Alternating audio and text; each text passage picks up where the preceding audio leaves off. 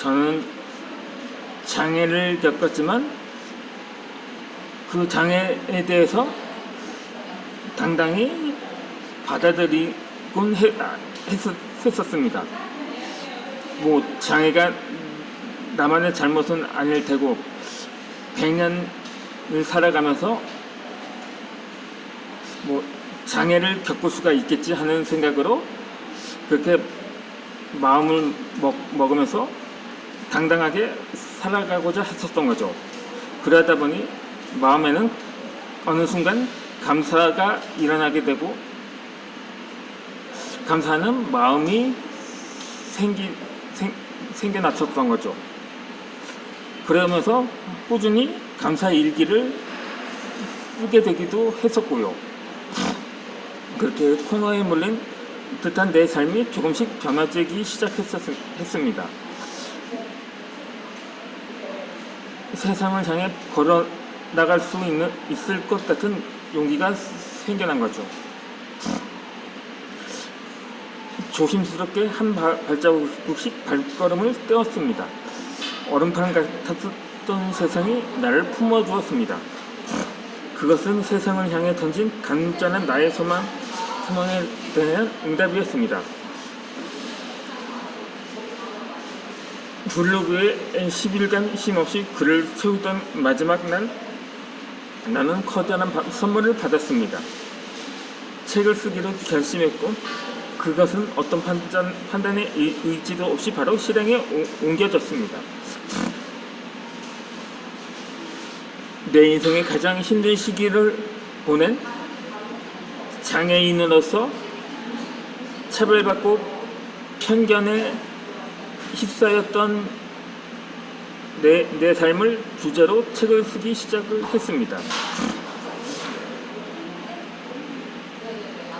물론 처음에는 계약해서 출간한 책이기는 하지만 학술서였고 또 내 정신적인 문제에 대해서는 속수무책이었던 거죠. 부끄럽지만 부끄럽지 않은 내 삶의 일부를 세상에 공개하기로 다짐한 이상 나는 이미 작가가 되어 있었습니다. 글을 쓰기 시작한 뒤로 내 삶의 많은 부분이 변화되었습니다. 나는 다짐을 계기로 주변에 선포하기 시작했습니다. 저는 책을 쓸 거예요.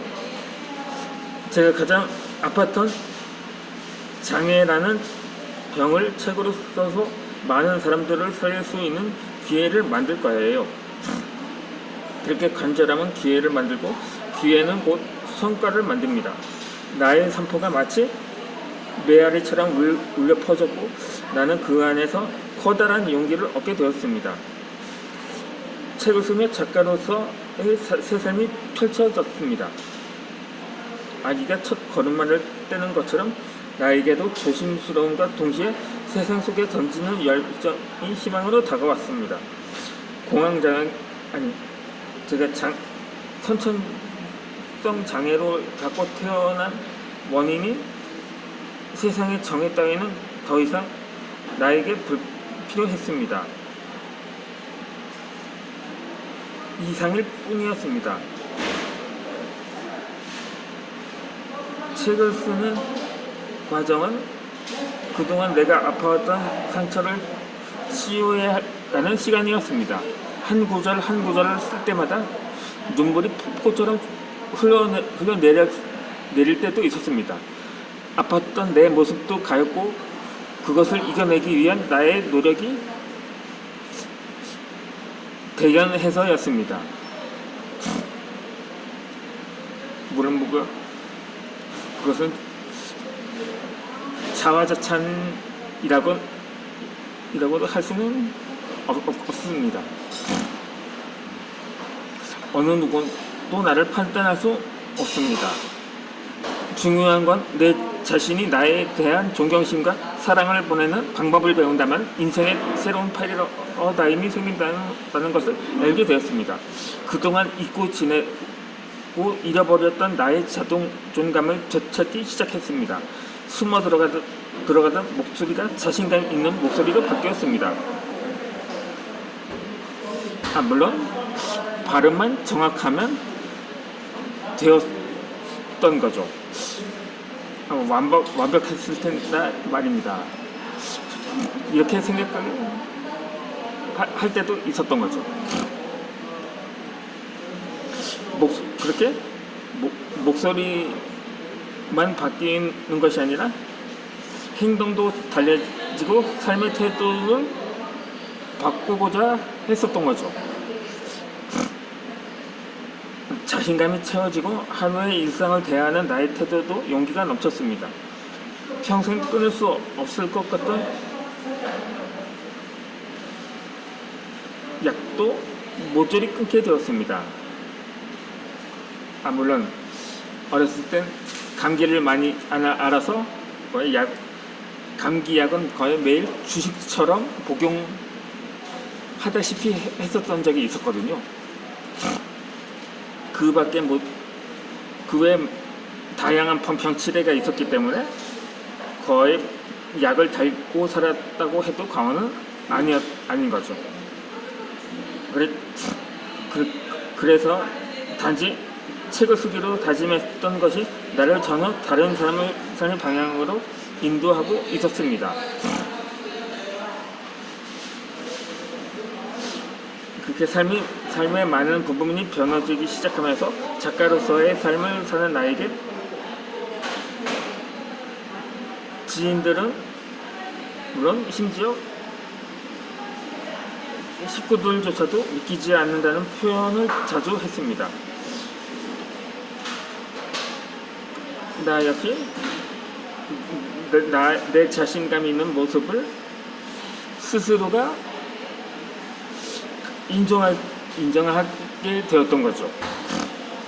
가족들의 정서적 지지가 나를 다시금 업그레이드하게 했습니다.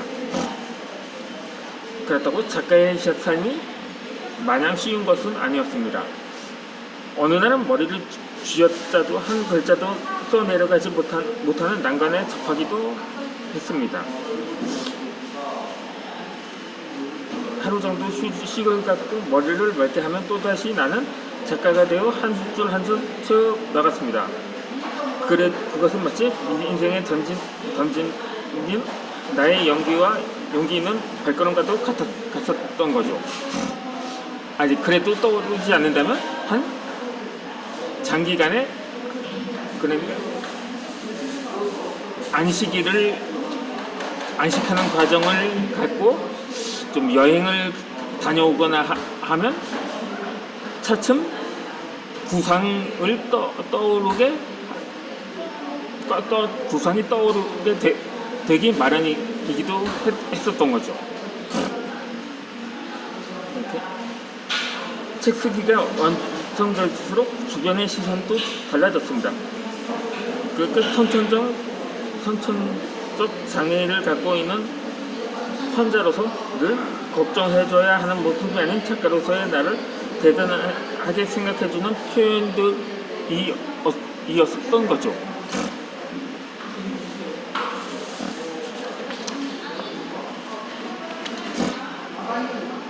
나는 그 안에서 더욱 힘이 나고 세상을 살아갈 수 있는 에너지도 채울 수 있게 되었던 것입니다. 셀러리맨으로 살아가는 삶은 정년이라는 제한된 시간이 있습니다. 하지만 작가는 다릅니다.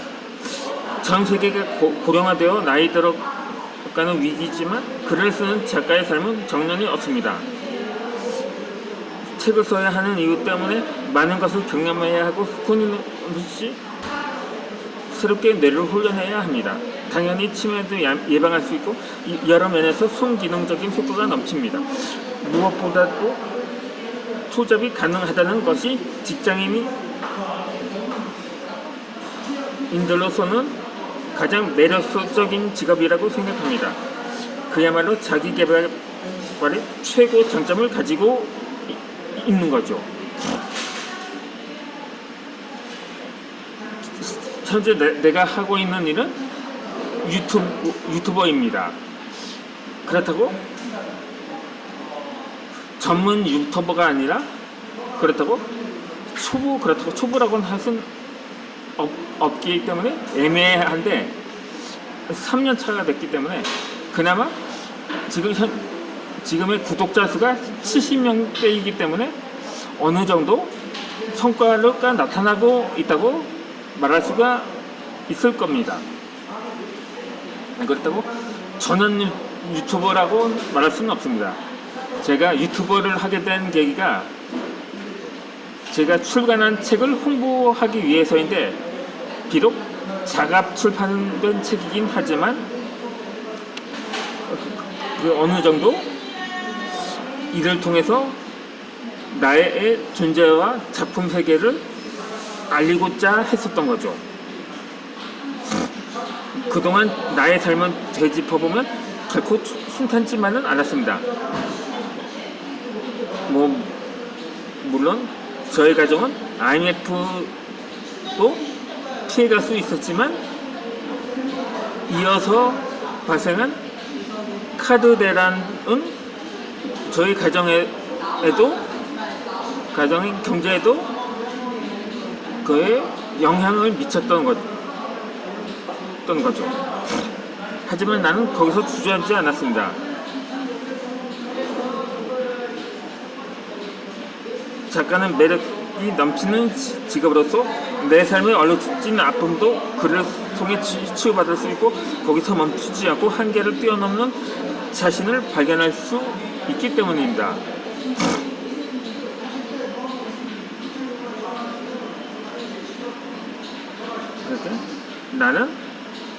저는 나이 50으로서 새롭게 50이 되기 전에 새롭게 유튜버라는 영역을 새롭게 도전해 보았고, 한 과정에 대한 성취를 통해서 작가로서의 삶에도 용기를 낼 수가 있었던 것입니다.